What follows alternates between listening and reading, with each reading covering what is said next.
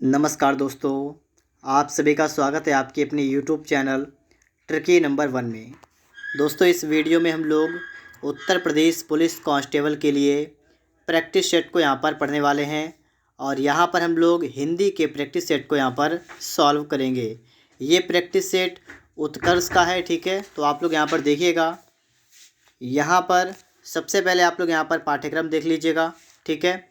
तो आप सभी को पता है कि देखिए, सामान्य ज्ञान मतलब जीके के प्रश्न आपके आएंगे, मैथ के प्रश्न आएंगे, रीजनिंग के प्रश्न आएंगे और हिंदी के प्रश्न आपके आएंगे, ठीक है। प्रश्नों की संख्या आपको यहाँ पर दे रखी है। टोटल 150 प्रश्न होंगे जिनके लिए आपको 300 नंबर मिलेंगे, 2 घंटे का समय, ठीक है। तो इस प्रकार से आप यहाँ पर देख सकते हैं। तो यहाँ पर आप देखिएगा, मॉडल टेस्ट पेपर 1 को यहाँ पर हम लोग स्टार्ट करेंगे। तो यदि आप लोग चैनल पर नए हैं तो आप लोग चैनल को सब्सक्राइब भी करिएगा और साथ में अगर आपको मैथ, रीजनिंग, जीके के भी प्रैक्टिस सेट चाहिए तो आपको उसका लिंक इसके डिस्क्रिप्शन बॉक्स में मिलेगा, ठीक है। तो शुरुआत करते हैं यहाँ पर हम लोग 1 से, ठीक है। सबसे पहले आपको यहाँ पर एक गद्यांश दे रखा है, ठीक है। इसको आप लोग पढ़ेंगे, उसके बाद आप लोग इस प्रश्नों के जवाब देंगे। तो देखते हैं, यहाँ पर लिखा हुआ है कि निम्नलिखित गद्यांश को पढ़कर क्रमांक 114 से 118 तक प्रश्नों के उत्तर दीजिए। सबसे पहले आप लोग इसको अच्छी तरीके से पढ़ लीजिएगा और उसके बाद हम लोग इसके जवाब देंगे।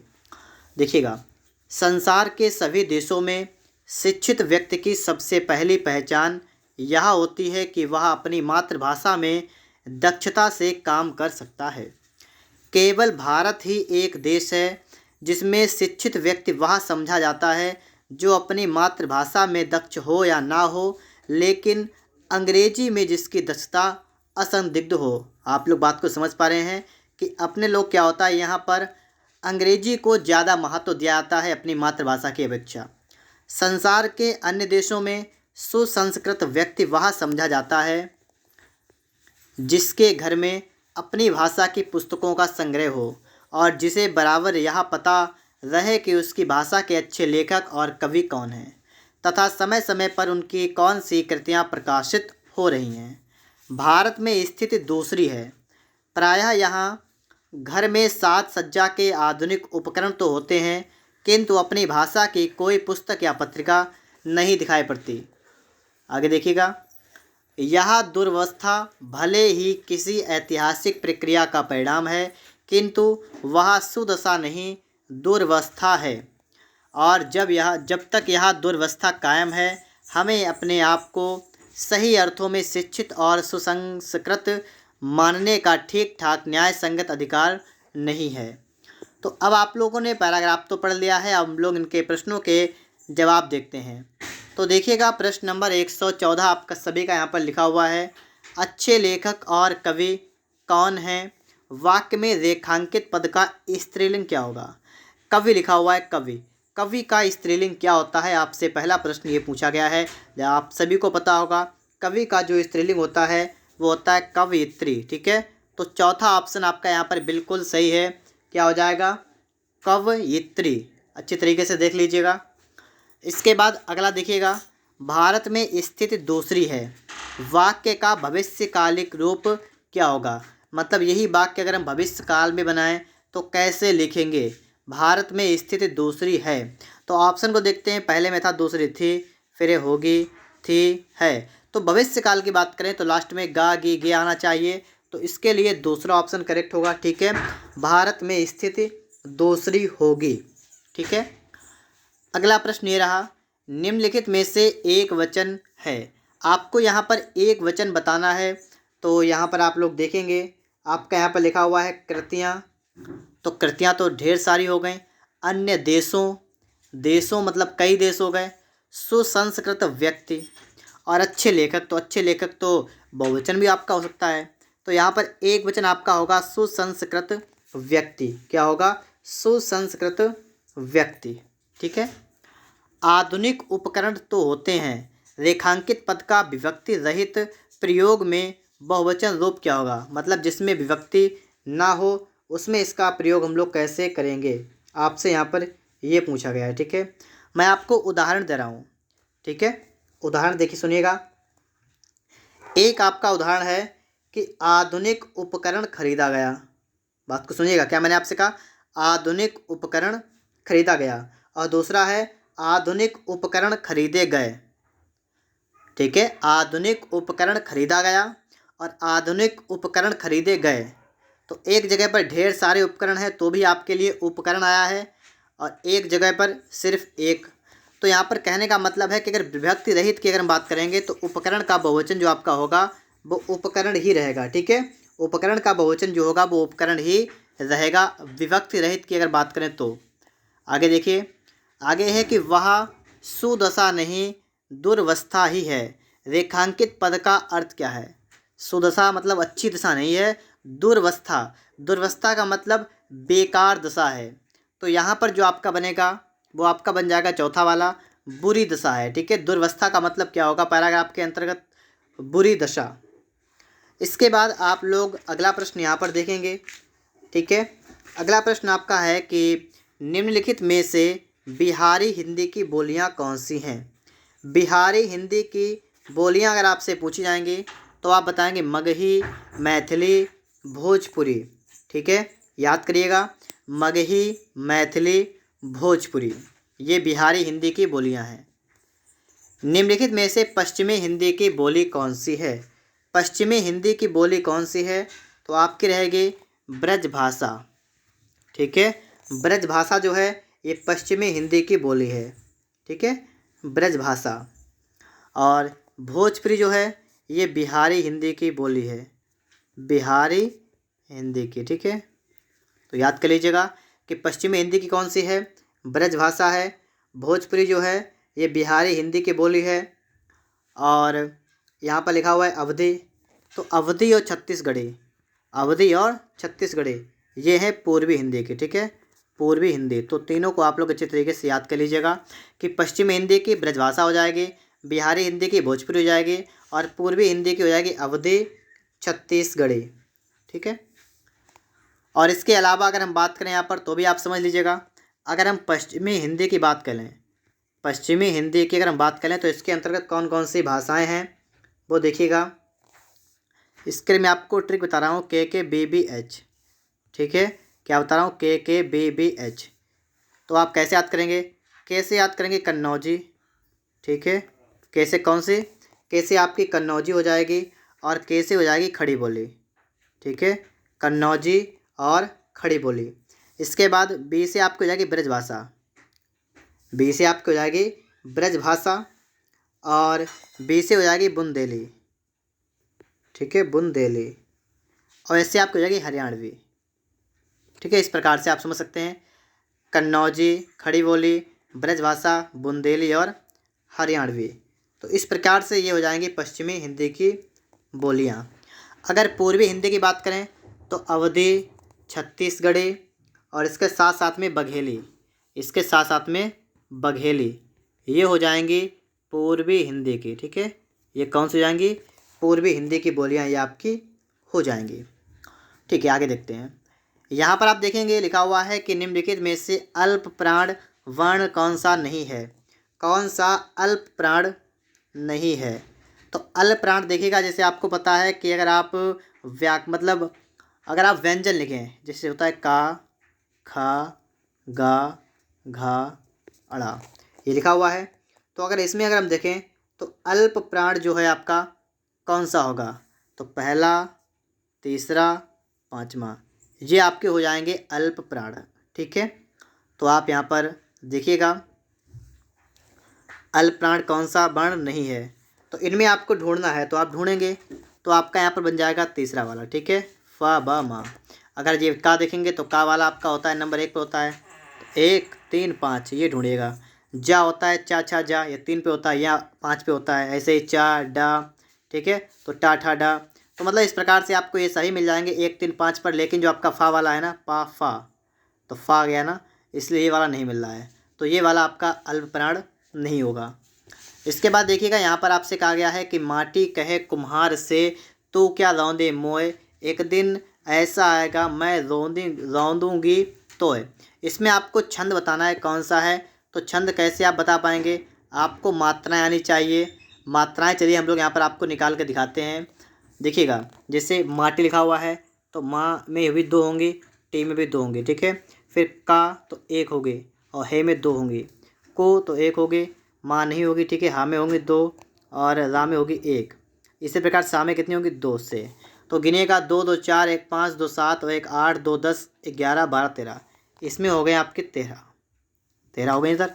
इधर देखिएगा 2, ठीक है। इधर हो गए 2, फिर इधर 2 हो गए, इधर 2 2 और 2 1।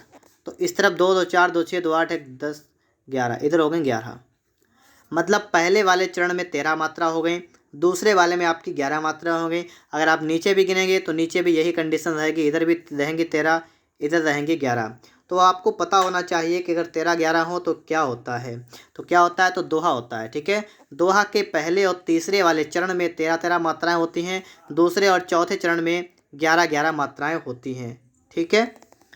इसके बाद आप अगला प्रश्न देखेंगे, यहाँ पर लिखा हुआ है निम्नलिखित में से महिषी तत्सम शब्द का तद्भव रूप क्या होगा।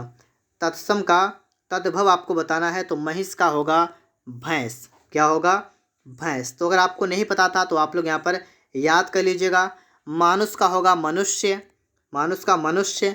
मैल का होगा मल और मछली का होगा मत्स्य, ठीक है। इसके बाद देखिएगा यहाँ पर निम्नलिखित में से लीन शब्द का पर्यायवाची क्या होगा। लीन शब्द का पर्यायवाची, तो लीन शब्द का होगा विमुग्ध, ठीक है। किसी चीज़ में आप अगर लीन हो जाएं, उसी में खो जाएं, मतलब विमुग्ध हो जाएं, ठीक है। तो लीन होता है, लिप्त होता है, लिप्त, आसक्त। तो इस प्रकार से होते हैं आपके लीन के पर्यायवाची। अगर हम बात करें विष, तो विष हम कहते हैं गरल। गरल का मतलब विष होता है। जहर भी कहते हैं हम विष को, जहर होता है, गरल होता है। और इसके बाद में आपका गर होता है, ठीक है। गर भी होता है, ठीक है। तो क्या बताया, गरल, जहर, गर, हलाहल, हलाहल, ठीक है। ये आपके होते हैं विष के पर्यायवाची। इसके बाद में अगर हम यहाँ पर बात करें वियोग की, तो वियोग के कौन कौन से होते हैं। फिराक, क्या होता है, फिराक। या विरोग, वियोग का मतलब अलग अलग हो जाए, मतलब जुदा हो जाए, तो होता है जुदाई, ठीक है। जुदाई होता है, फिराक होता है और विरह भी होता है, ठीक है, विरह। तो ये आपके होते हैं वियोग के पर्यायवाची, विरह, फिराक, जुदाई। आपका बचा हुआ यहाँ पर है विवश। तो विवश का मतलब होगा, विवश का होगा असहाय। क्या होगा, असहाय आपका विवश का हो जाएगा। असहाय के अलावा भी होंगे बेबस, लाचार, ठीक है। बेबस हो जाएगा, लाचार हो जाएगा। तो इस प्रकार से यहाँ पर आपके पर्यायवाची बन जाएंगे। इसके बाद आप लोग यहाँ पर देखेंगे तो अगला प्रश्न आप सभी के सामने आ चुका है, प्रश्न नंबर 125। वर्ष 1968 में सुमित्रानंदन पंत को किस कृति पर भारतीय ज्ञानपीठ पुरस्कार प्रदान किया गया। तो ये किया गया है चिदम्बरा पर, ठीक है। तो आप याद कर लीजिएगा, चिदम्बरा पर मिला है 1968 में सुमित्रानंदन पंत को ज्ञानपीठ पुरस्कार। इसके बाद देखिएगा निम्नलिखित में से किस विकल्प में विलोम शब्द युग्म सुमेलित नहीं है। तो किसमें सुमेलित नहीं है आपको यहाँ पर ये बताना है। तो देखिए एकाग्र, एकाग्र का विलोम चंचल, बिल्कुल सही है। चोर साहूकार, ये भी सही है विलोम। खंडन मंडन, ये भी सही है विलोम आपका। मिथ्या आदर्श, ये आपका विलोम शब्द सही से सुमेलित नहीं है, ठीक है। क्योंकि मिथ्या और आदर्श जो आपके होते हैं वो एक दूसरे के समानार्थी होते हैं। आपसे कहा गया है कि मिथ्या का, अगर मैं आपसे पूछूं कि मिथ्या का विलोम क्या होगा, तो मिथ्या का विलोम होगा सत्य, ठीक है। मिथ्या का विलोम क्या होगा, मिथ्या का विलोम होगा सत्य, ठीक है। और यथार्थ का होगा आदर्श, ठीक है। यथार्थ का क्या होगा, तो यथार्थ का होगा आदर्श। तो इनको आप लोग याद कर लीजिएगा अगर आपको पता ना हो, कि मिथ्या का विलोम सत्य होगा, यथार्थ का होगा आदर्श। माला ने खाना खाया, वाक्य में कौन सा वाच्य है। माला ने क्या किया, खाना खाया। इसमें तो देखिए कर्ता ने काम किया, तो इसके लिए होगा कर्तवाच्य, ठीक है। अगर कर्ता काम कर रहा है तो इसका मतलब कर्तवाच्य होगा, ठीक है। कर्ता की प्रधानता यहाँ पर हो रही है। इसके बाद में आप लोग आगे देखेंगे और एक समझ लीजिएगा, अगर कर्ता के बाद ने लगा हुआ है, कर्ता के बाद ने लगा हुआ है तो भी आप समझ जाएगा कर्तवाच्य है, ठीक है। आगे लिखा हुआ है कि अप्रहत शब्द के लिए उचित वाक्यांश क्या होगा। तो उचित वाक्यांश होगा अप्रहत, जिस वस्त्र को पहना ना गया हो, जिस वस्त्र को पहना ना गया हो उससे हम लोग क्या कहेंगे, उससे कहेंगे अप्रहत, ठीक है। इसके बाद में अगर यहाँ पर पूछा गया आपसे है कि जो बिना मांगे मिल जाए, तो होगा क्या होगा, जो बिना मांगे मिल जाए अयाचित। क्या होगा, अयाचित। ये बिना मांगे मिल जाएगा तो उसे क्या कहेंगे, अयाचित कहेंगे। नज़दीक आने वाला, इसे कहेंगे अभिगामी। क्या कहेंगे, अभिगामी, अभिगामी कहेंगे। और जिस पर अनुग्रह किया गया हो इसे कहेंगे अनुग्रहित। ठीक है, क्या कहेंगे, अनुग्रहित। तो एक बार फिर से देखते हैं यहाँ पर हम लोग कि अपराहत का मतलब क्या होगा, जिस वस्त्र को पहना ना गया हो, जो बिना मांगे मिल जाए अयाचित, नज़दीक आने वाला अभिगामी, जिस पर अनुग्रह किया गया हो अनुग्रहित।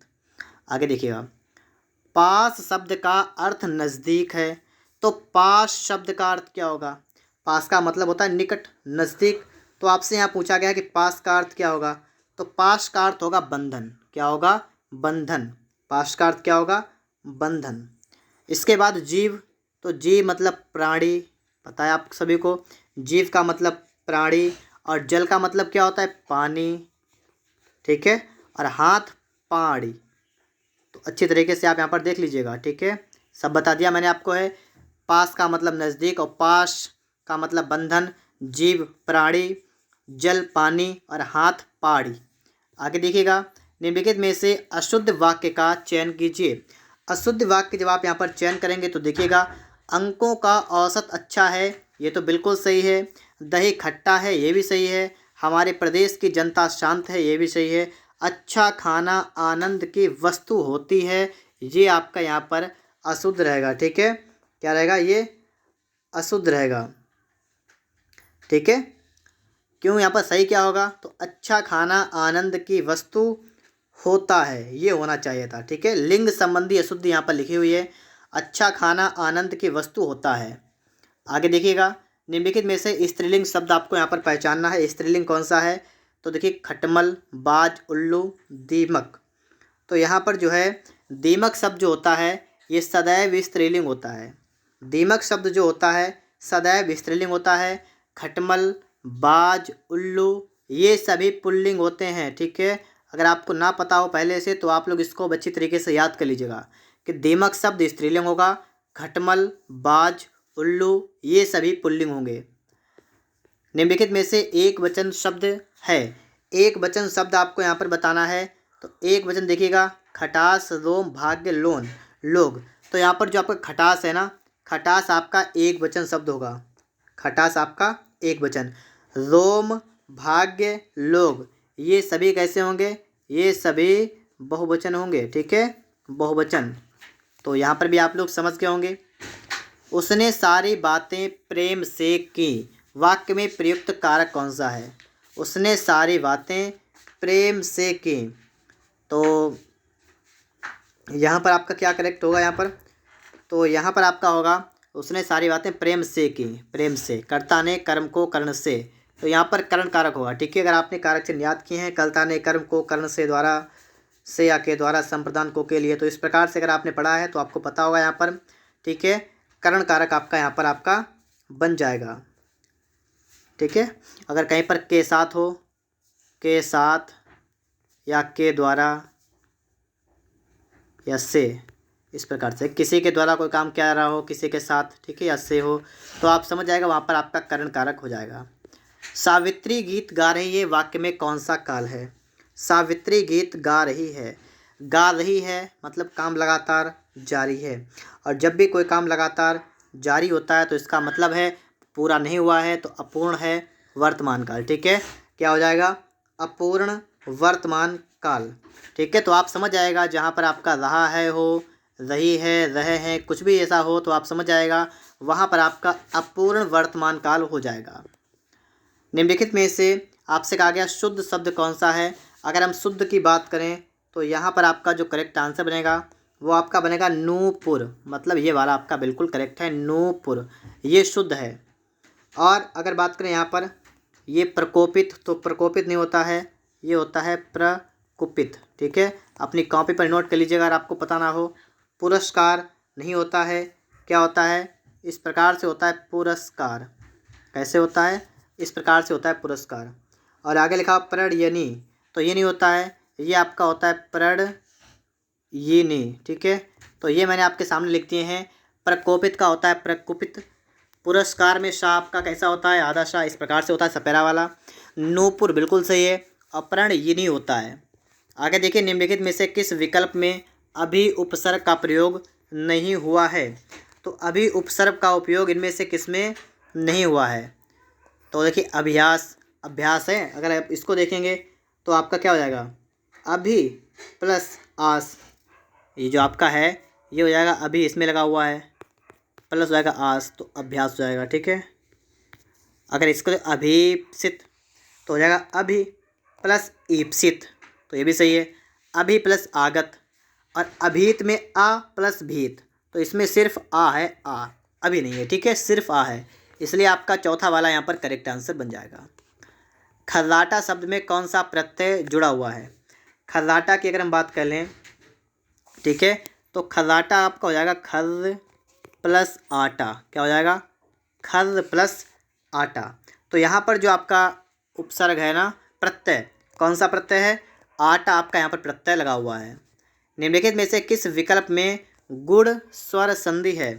यहाँ पर आपको बताना है गुण स्वर संधि है।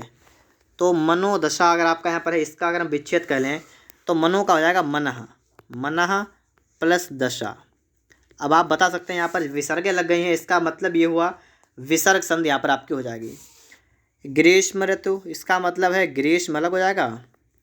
ठीक है, इसका मतलब ग्रीष्म अलग हो जाएगा और ऋतु अलग हो जाएगा। ठीक है, और जहाँ पर ऋषि ऋषि की अगर बात कर ली जाए तो आप समझ जाएगा यहाँ पर गुण संधि की बात कर दी गई है। ठीक है, जहाँ पर ऋषि ऋषि जो आपका आता है ना, अगर इसकी बात की जाए तो आप समझ जाएगा वहाँ पर आपका गुण संधि होता है, तो यहाँ पर आपका गुण संधि यहाँ पर हो जाएगा। ठीक है, मतैक्य आ गया तो डबल पाई आ गई, मतलब डबल मात्रा आ गए, तो यहाँ पर आपकी होगी वृद्धि संधि। कौन सी होगी, यहाँ पर आपकी हो जाएगी वृद्धि संधि। और इसके बाद में यहाँ पर आ गया पितृ अनुमति, पितृ अनुमत है तो मतलब पितृ प्लस अनुमत हो जाएगा, तो यहाँ पर आपकी हो जाएगी यड़ संधि। ठीक है, यड़ संधि आपके यहाँ पर आ जाएगी। इसके बाद यहाँ पर देखेंगे निम्नांकित में से किस विकल्प में अशुद्ध संधि विच्छेद है। अशुद्ध संधि विच्छेद किस में है, तो अशुद्ध देखिएगा वधूल्लास, तो वधु प्लस उल्लास बिल्कुल सही है। अंत्योदय, अंत्य प्लस उदय, तो अंत्य प्लस उदय, तो ये भी बिल्कुल आपका सही है। ठीक है, विचार ऐक्य, तो विचार प्लस एक के यहाँ पर लिखा हुआ है। और आपको बताना है कि अशुद्ध संधि विच्छेद किस में है, तो इसी में है, तीसरे वाले में। ठीक है, विचार प्लस एक के नहीं होगा, इसमें आपका ऐक्य होगा, ऐक्य, तो ये अब सही होता है। ठीक है, इसलिए आपका यहाँ पर तीसरा वाला यहाँ पर अशुद्ध है। जलौक है जल प्लस ओक, ये भी बिल्कुल सही है। ठीक है, तो आप यहाँ पर देख लीजिएगा। अगला देखिएगा श्रमजीवी में कौन सा समास है। तो श्रमजीवी की अगर हम बात करेंगे तो इसमें जो आपका समास बनेगा वो कौन सा बनेगा, देखिए श्रमजीवी मतलब श्रम से जीवित रहने वाला, श्रम से जीवित रहने वाला, इसका मतलब तत्पुरुष का। और कौन सा वाला, कर्ता ने कर्म को कर्ण से, इसका मतलब कर्ण तत्पुरुष। ठीक है, से आ गया है, इसका मतलब है कर्ण तत्पुरुष यहाँ पर हो जाएगा। इसके बाद आपका लिखा हुआ है प्रेमोपहार शब्द में कौन सा समास है। प्रेमोपहार, प्रेमोपहार मतलब प्रेम रूपी उपहार, प्रेम रूपी उपहार आ गया, इसका मतलब हो जाएगा आपका कर्मधारय समास। ठीक है, कर्मधारय समास आपका यहाँ पर हो जाएगा, मतलब प्रेम कितने उपहार, प्रेम रूपी उपहार। ठीक है, इसलिए यहाँ पर आपका जो है प्रेम रूपी उपहार, मतलब उपहार की विशेषता आपको बताई गई यहाँ पर है, तो विशेषता वाला जब भी आता है तो आप समझ जाएगा वहाँ पर कर्मधारय समास होता है। इसके बाद है जगन्नाथ शब्द में कौन सा समास है। तो जगन्नाथ शब्द में आपसे समास पूछा गया है, तो कौन सा समास है। देखिए जगन्नाथ मतलब जगत का नाथ, तो जगत का नाथ आ गया, बीच में आपका का लगा हुआ है। अब आप यहाँ पर देखिएगा तत्पुरुष है। ठीक है, कौन सा वाला है, तो कर्ता ने कर्म को कर्ण से के द्वारा संप्रदान को के लिए अपादान से अलग होना, अधिकरण में परपय और संबंध काके के, तो इसमें आप समझ जाएगा कि का आ गया, इसका मतलब संबंध तत्पुरुष आपका यहाँ पर बन जाएगा। ठीक है, संबंध। इसके बाद में आप लोग आगे देखेंगे, मुंशी प्रेमचंद ने कहा था विपत्ति से बढ़कर अनुभव सिखाने वाला विद्यालय आज तक नहीं खुला। वाक्यांश में किस विराम चिन्ह का प्रयोग हुआ है। मतलब ये जो वाक्यांश है लिखा हुआ है, विपत्ति से बढ़कर अनुभव सिखाने वाला विद्यालय आज तक नहीं खुला। तो इसमें जो है कौन सा विराम चिन्ह का प्रयोग हुआ है? तो उद्धरण चिन्ह व अल्प विराम। ठीक है, कौन सा हुआ है? उद्धरण चिन्ह हुआ है और अल्प विराम हुआ है। मतलब ये वाले दो भाग मतलब लगाए गए हैं और एक जगह पर कामा लगा है। ठीक है, तो आप इस प्रकार से बता सकते हैं, उद्धरण चिन्ह है और अल्प विराम भी है। इसके बाद आगे देखेंगे यहाँ पर, इत्यल्प रचना के रचनाकार कौन है? इत्यल्प रचना के रचनाकार कौन है? सच्चिदानंद हीरानंद वात्स्यायन अज्ञेय। ठीक है, सच्चिदानंद हीरानंद वात्स्यायन अज्ञेय।